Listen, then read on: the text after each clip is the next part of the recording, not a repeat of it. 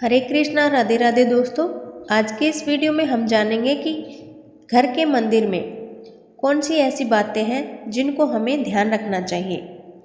देवी देवताओं का पूजन करने से दुख दर्द तो दूर होते हैं, साथ ही शांति भी मिलती है।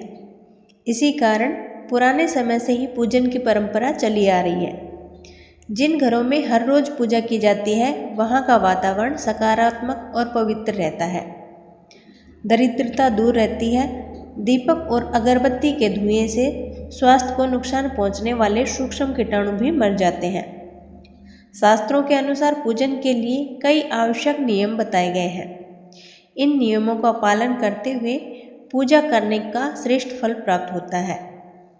महालक्ष्मी सहित सभी देव देवताओं की कृपा मिलती है। तो ऐसे कौन से नियम हैं जो हमें ध्यान में रखने चाहिए। सभी प्रकार की पूजा में चावल विशेष रूप से चढ़ाए जाते हैं। पूजन के लिए ऐसे चावल का उपयोग करना चाहिए जो खंडित ना हो, यानी टूटे हुए ना हो। चावल चढ़ाने से पहले इन्हें हल्दी से पीला करना शुभ माना गया है।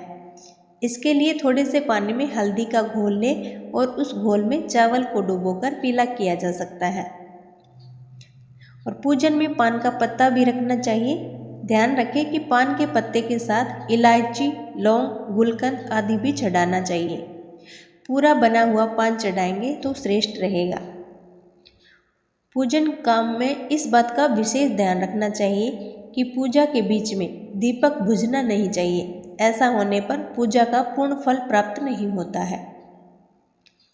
किसी भी भगवान के पूजन में उनका आह्वान, आमंत्रित करना, ध्यान करना, आसन देना, स्नान करवाना, धूप दीप जलाना, अक्षत, कुमकुम, चंदन, प्रसाद आदि अनिवार्य रूप से होना चाहिए।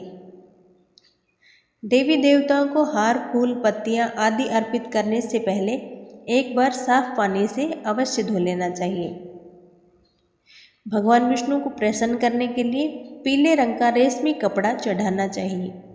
माता दुर्गा, सूर्यदेव और श्री गणेश को प्रसन्न करने के लिए लाल रंग का और भगवान शिव को प्रसन्न करने के लिए सफ़ेद वस्त्र अर्पित करने चाहिए।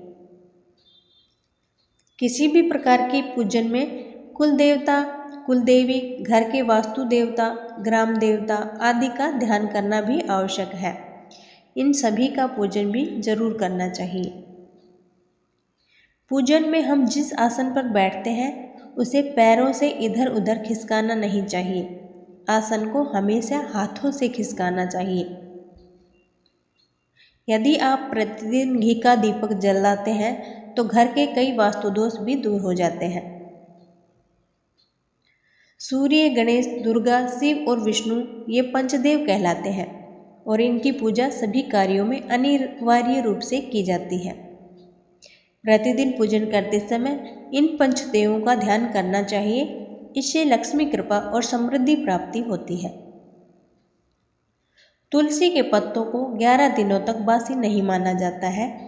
इसकी पत्तियां हर रोज जल छिड़क कर पुनः भगवान को अर्पित किया जा सकता है। दीपक हमेशा भगवान की प्रतिमा के ठीक सामने लगाना चाहिए। कभी कभी भगवान की प्रतिमा के सामने दीपक न लगाकर इधर उधर लगा दिया जाता है, जबकि ये सही नहीं है। घी के दीपक के लिए सफ़ेद रुई की बत्ती उपयोग किया जाना चाहिए, जबकि तेल के लिए लाल धागे की बत्ती श्रेष्ठ बताई गई है। पूजन में कभी भी खंडित दीपक नहीं जलाना चाहिए। धार्मिक कार्यों में खंडित सामग्री शुभ नहीं मानी जाती है। शिव जी को बेलपत्र अवश्य चढ़ाएं और किसी भी पूजा में मनोकामना की सफलता के लिए अपनी इच्छा के अनुसार भगवान को दक्षिणा अवश्य चढ़ानी चाहिए। दान करना चाहिए। दक्षिणा अर्पित करते समय अपने दोषों को छोड़ने का संकल्प लेना चाहिए। दोषों को जल्दी से जल्दी छोड़ने पर मनोकामनाएं अवश्य पूर्ण होंगी। भगवान सूर्य की 7 और श्री गणेश की 3, विष्णु जी की 4 और शिव जी की आधी परिक्रमा करनी चाहिए। घर में या मंदिर में जब भी कोई विशेष पूजा करे तो इसमें इष्ट देव के साथ ही स्वास्तिक, कलश, नवग्रह देवता और पंचलोकपाल, षोडश मातृका, सप्तमातृका का पूजन भी अवश्य रूप से किया जाना चाहिए। इन सभी की पूरी जानकारी किसी ब्राह्मण या पंडित से प्राप्त की जा सकती है। विशेष पूजन पंडित की मदद से ही करवाने चाहिए ताकि पूजा विधिवत हो सके। घर में पूजन स्थल के ऊपर कोई कबाड़ या भारी चीज नहीं रखें, इससे बहुत ही नेगेटिव एनर्जी आती है। भगवान शिव को हल्दी नहीं चढ़ाना चाहिए और न ही शंख से जल चढ़ाना चाहिए। पूजन स्थल पर पवित्रता का पूरा ध्यान रखें। चप्पल पहनकर कोई भी मंदिर तक नहीं जाना चाहिए। चमड़े का बेल्ट या पर्स अपने पास रखकर पूजा न करें। पूजन स्थल पर कचरा इत्यादि जमा ना हो, तो पूजा स्थान की जगह पर साफ सफाई का पूरा ध्यान रखना चाहिए। तो दोस्तों, पूजा करते समय इन बातों का अवश्य ध्यान रखें, तभी हमारी पूजा सफल हो पाएगी। तो दोस्तों, जानकारी अच्छी लगे तो वीडियो को लाइक, शेयर और चैनल को सब्सक्राइब जरूर करें। धन्यवाद।